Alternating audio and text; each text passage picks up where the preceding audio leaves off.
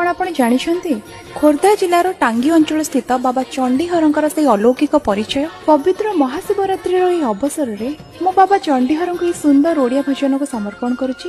आशा करुछि आपण मानको पसंद आसीबो। मृदंग बाजू की बाजू घंट कर ताल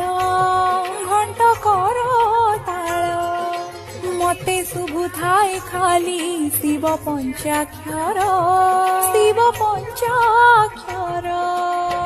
इच्छा हुए सबु बेले बसिबे गछ तले इच्छा हुए सबु बेले बसिबे गछ तले भजु थांती हर हर हे चंडी हर मते तो सबुदिन लागे सोमवार मते तो सबु राती लगई जागर।